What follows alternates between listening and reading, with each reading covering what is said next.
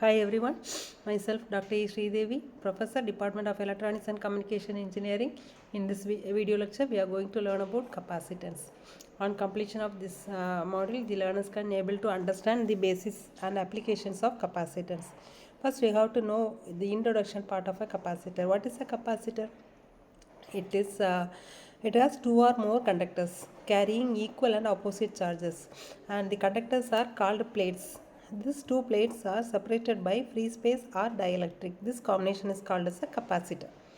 So the definition of capacitance states that capacitance is defined as the ratio of the charge Q on one plate to the potential difference V between them.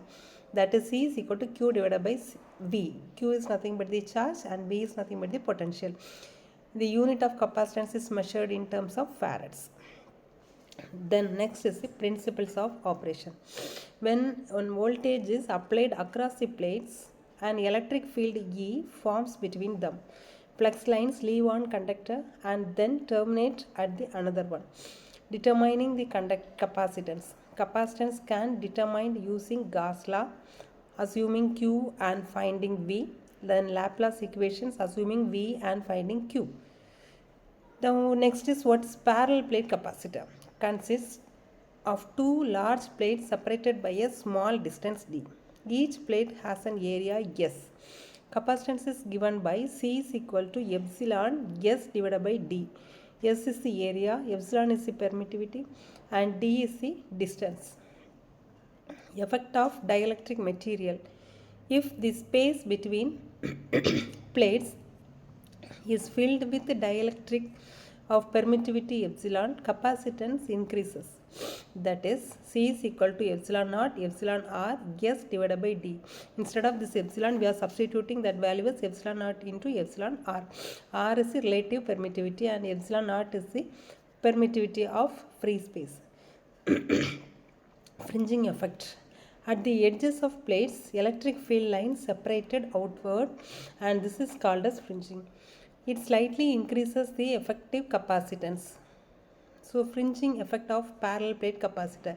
Let us consider one parallel plate capacitor. This is a parallel plate capacitor, and in this parallel plate capacitor, two charges are there, plus Q and minus Q, and in this two charges are in this direction, positive and negative directions.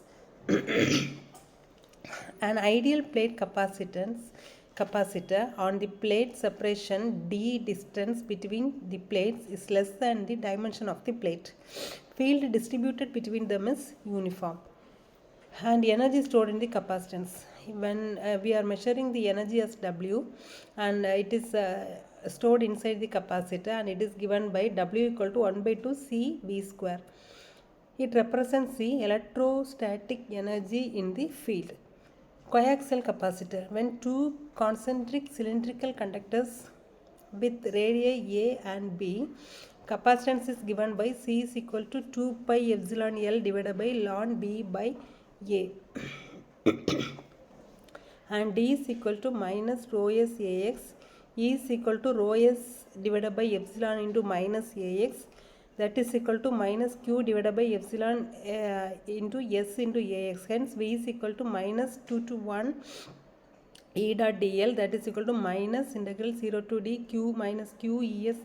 Substituting this value and integrating and finding the capacitance value, it is given by epsilon S divided by d. C is the capacitance of the parallel plate with dielectric. C naught is the capacitance of the parallel plate with air. The energy stored in the capacitance W equal to 1 by 2 CV square, that is half CV square. And spherical capacitance, two concentric spheres with radii A and B. The capacitance is given by C is equal to 4 pi epsilon into AB by B minus A. The two concentric spherical conductor of inner radius A and outer radius B separated by dielectric medium with permittivity epsilon, assuming plus Q and minus Q are the inner and outer spheres respectively. Applying Gauss law and Gaussian spatial surface of radius A are in between A and B.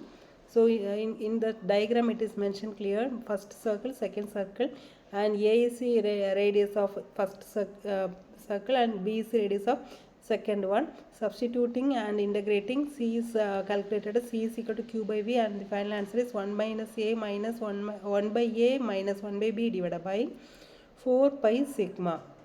So B tends to infinity, this value C is equal to 4 pi A. So R equal to 4 pi epsilon A. So parallel plate capacitor, for parallel, this is called as capacitance C1 and C2 are connected in series. When it is connected in series, the equivalent capacitor C is equal to 1 by C1 plus 1 by C2, that is equal to C1 C2 divided by C1 plus C2. So two capacitors are connected in series. When isolated means if outer sphere is at infinity, the capacitance becomes C is equal to 4 pi epsilon A.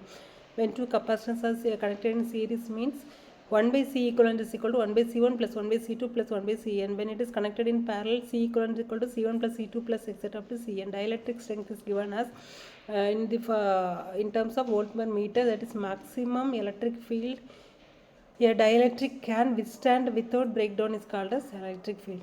Then applications of capacitance, it is used for energy storage and filtering in power supplies, coupling and decoupling circuits, timing and turning circuits. So capacitance in AC circuits, in AC circuit it is given as Xc is equal to 1 by 2 pi Fc, and effect of temperature and frequency, capacitance charges with temperature and frequency depending upon dielectric material used. Practical capacitance types are electrolytic capacitance, ceramic capacitors, film capacitors and variable capacitance. Safety and handling, capacitance can retain charge even after power off. Always discharge before handling to prevent shock. So overall summary, that is capacitance is a key electrical property related to charge storage. Understanding types of configurations help to design the effective circuits. Hope you all understand this session. Thank you for watching.